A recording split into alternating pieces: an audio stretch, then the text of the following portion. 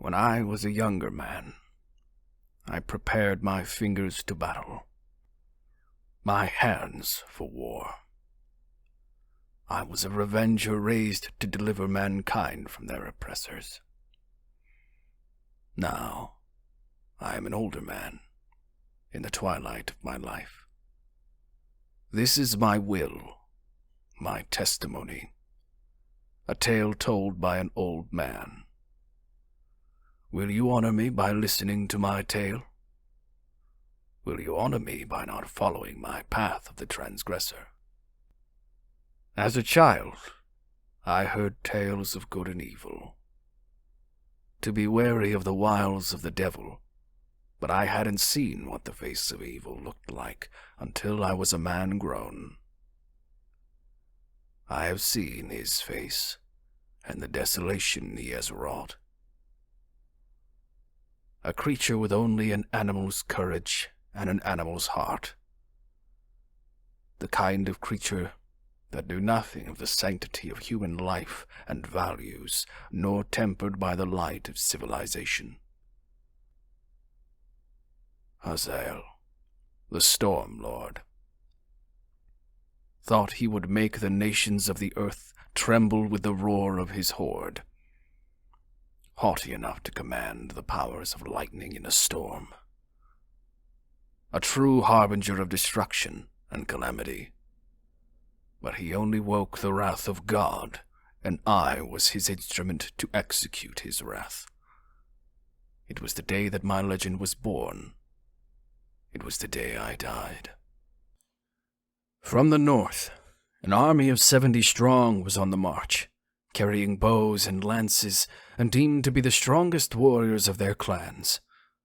They drove their wagons and horses, faceless under their golden masks, and hidden by their lacquer armor. They moved haltingly, like machines as they marched. In sync and perfection, they thirst for plunder, eagerly awaiting to divide up the spoils of conquest. They marched on the sands of the desert wastes and into the snow-covered mountains to the west. They made their camp for the evening as 3 men were around a fire, and one rose to his feet, squatting down to stoke it. "Look at the sky," Jack said, tending the fire. The skies were streaked with gray clouds, banishing the moon, and thunder was heard miles throughout. "It's going to be one hell of a storm." "Yeah? No shit," Aaron spat. "It's going to slow us down by at least a week." "Why are you so eager, Aaron?" Joseph said. "You've already arranged your funeral?" "Wise ass. You of all people know what this means to me," Aaron said. A quiet fury crept into his voice. "If I prove my valor on the battlefield, it will prove the valor of my clan. I can set right the follies of my forefathers." Aaron felt the weight of the shield on his back and saw his reflection of the flames from the fires of the spear tip. "This is my claim, my reason for being here." "Right," Joseph said. "What's your purpose for being here?" Jack asked. "Me? I'm here for the money, and that's all," he said. "Unlike Soldier Boy here, I don't feign to hold much higher principles." "What's that supposed to mean?" Aaron demanded. "Nothing. We're fighters, warriors. There's a nobility in war, and I dread the day when its nobility is called into question, and it's over. They said those who live by the sword shall perish by the sword." A voice called from the outer dark, and he emerged to the lights of the campfire. He wore a thick, long-hooded black coat lined with wolf's fur. A curved longsword in its scabbard held in his red sash. He hid his hands in the loose sleeves of the coat as he approached the fire. The 3 men rose to their feet, brandishing their spears. The man held his hands out. "I am a traveler," he said calmly. "We can see that," Jack said, pointing the spear at the man. He approached slowly, taking possession of his sword. "We're going to hold on to this, traveler. It's for your protection." "Sure." The traveler squatted down to the ground and warmed his hands near the fire. "I heard you spoke of war," he said. Whatever your object may be, you're executing the vision of a conqueror onto a foreign land. There will be a reckoning of fire and brimstone if you continue to carry on this vision of a madman." The three men glanced at one another. Aaron approached the traveler slowly, pointing the tip of his spear at the face of the traveler. "What's your name? And state your reason for being here." "I do not have a name." The traveler brandished 3 knives from his sleeves and hurled them at Aaron, Jack, and Joseph. They sank to the floor as darkness began to take them, and their blood stained the snow. The traveler rose to his feet and recovered his long sword. As he proceeds forward, a weak hand grasps his ankle, and the traveler bends down and turns the dying man onto his back. The traveler held the hand of Aaron as he lay dying. He drew in his last breath, and his eyes went sightless, and the traveler closed them. "May your death serve a greater purpose," the traveler said solemnly. The traveler saw torchlights coming down the mountain to the camp. He waited patiently for them. The soldiers stumbled upon the dead bodies and the traveler. He coolly sat on the log with his head down and brandishing his sword as he looked up at them, and through his hazel eyes stared the eyes of vengeance, glittering with venom. "Who are you? What have you done?" one soldier demanded, and pointed his spear at the traveler, and the others began to encircle the traveler's flank. "I am a messenger," he said in an excruciating, calm voice, "and I am here to deliver you the due rewards of your deeds."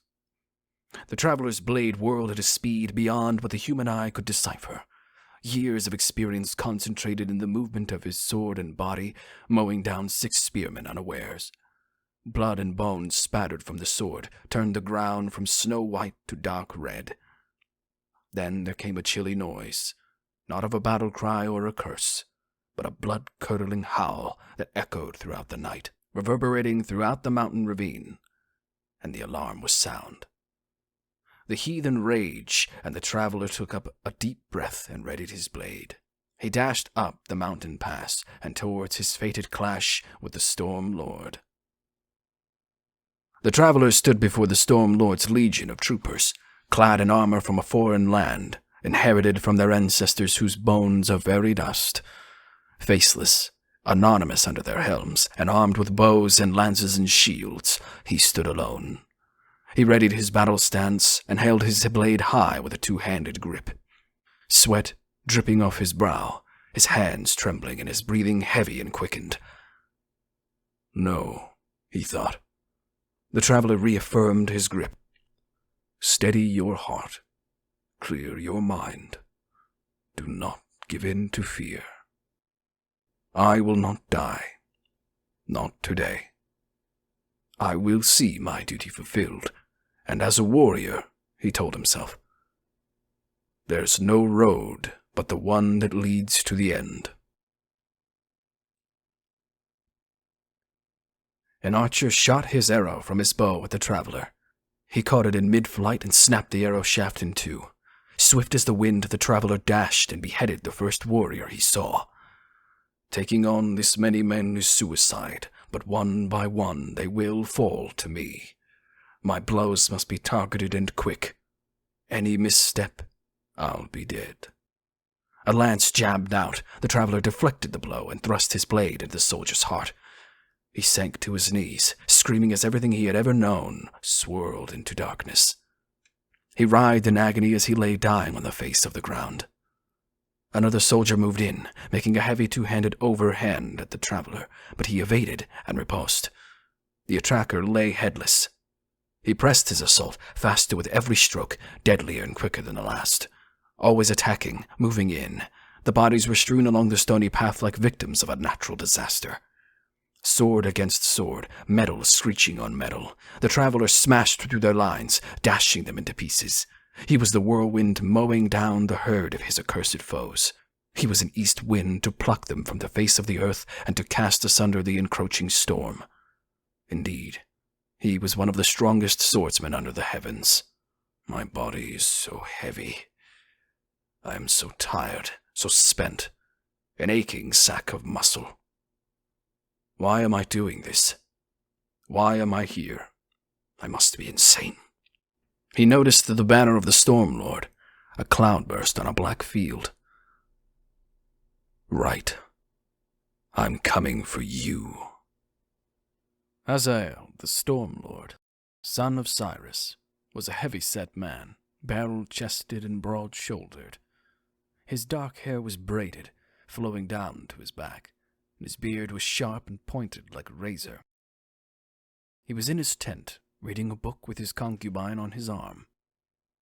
"What are you reading, beloved?" she asked quietly. "A history of these lands and its people." "Oh, boring. It couldn't have been poetry or something romantic," she said, feigning disappointment in her voice. She leaned closer to his arm, and Azael smiled warmly. "Perhaps another time," he said, returning to read his book. What a fascinating people. A mighty people, bound by honor and justice. I will offer them peace, to surrender with dignity. Not unlike us? Not unlike us. His concubine looked at Hazael kindly and studied him. "I've always wondered why you were discontent with your station. You are a prince, a hero among your people." Hazael rubbed his chin thoughtfully and looked into her deep brown eyes. "I wasn't suited for councils and record-keeping," he said. "My brothers are well sufficient for the task. I knew my position in history wouldn't be determined by such activities, but by my own will, forged by iron and blood. And on the day my men swore their swords to me, to shed their blood with me, they became my true brothers. They shall be remembered for their deeds, and they shall dwell forever in the annals of heroes." He heard heavy footprints approaching his pavilion and pulled the tent flap open. A soldier stand there, battered, bruised, and bleeding.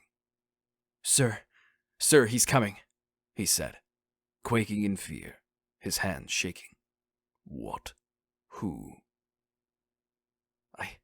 I don't know.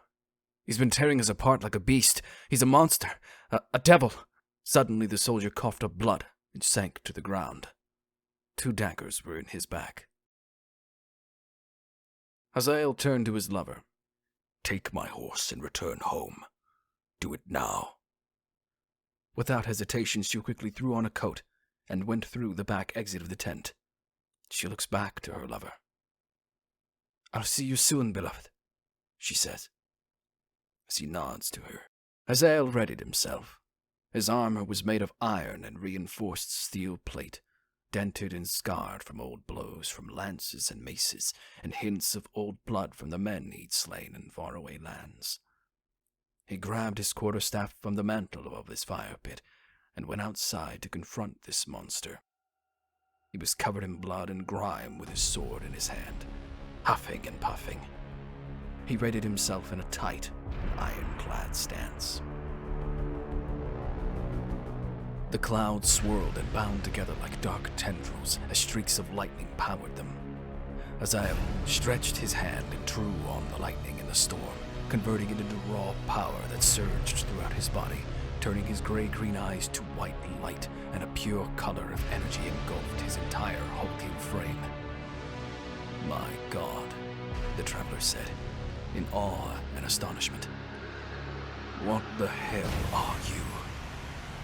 "You're dead." Hazael the Stormlord conjured a thunderbolt in his hand and hurled it at the traveler. As it struck the ground near his feet, the traveler was thrown into a nearby rock face.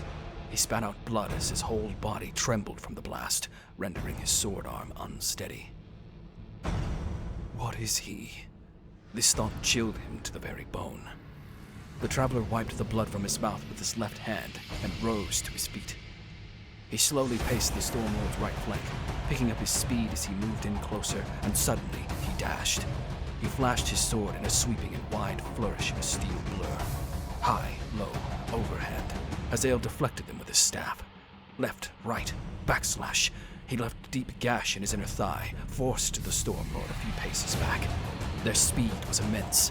To the naked eye, they faded in and out of existence. A duel to the death that would fit to decide the fates of the great empires on Earth. The Stormlord bounded off his back foot, spun, and he struck the Traveler's blade so hard that sparks flew off. His second blow held the full force of his weight, and the Traveler could scarcely block as he staggered back from the sheer power behind it. The third strike buckled the Traveler's knees, as the fourth strike left him stunned. The final strike came as a powerful overhead attack that would have cleaved the Traveler's skull in two. The Traveler quickly rolled out of the way and lurched to his feet. His eyes locked on the Stormlord, unable to tear his gaze from the enigma that stood before him. Godlike and inexorable. Every stride a strike, every strike a stride. The earth quakes under his boots, and every strike was more thunderous than the last. The Traveler was reeling. His strength, his speed. It's unreal. Every swing of my sword, every parry, every post, takes more and more from me. My arms are heavy, my legs are lead. I have to see this to the end. Otherwise, no one else will. Hazael seized the Traveler by his throat and forced him to his knees. The Traveler peered into his white gaze. The presence of death was written in his pupilless eyes. He could not look away. Impressive, he said, his voice preternaturally deep. You were the first man to withstand me for this long. Surrender. Surrender, the Traveler said. His voice strained from the Stormlord's iron grip. Yes, accept your defeat with dignity. He let the Traveler go and stretched his hand. He began to swell and surge with the raw power he stole from the heavens. Or die pitiably like a dog. Then I choose death. The Traveler cut off Hazael's hand. As the Stormlord roared in pain, a flash of blue light struck the mountaintop. The Traveler was thrown back, knocked out. When he woke, he saw a smoking crater where the Stormlord stood last. He approached the crater and saw an abomination of flesh and metal, twisted and smoldered on a blackened mass that once was a human body. The Traveler paced back, and his knees buckled, and he fell on his back to the ground. It began to downpour, thundering. He took me places I'd never been before. The closest thing to death. I'm alive. My heart is beating, my blood singing. The vein on my chest is a baptism. I am born again.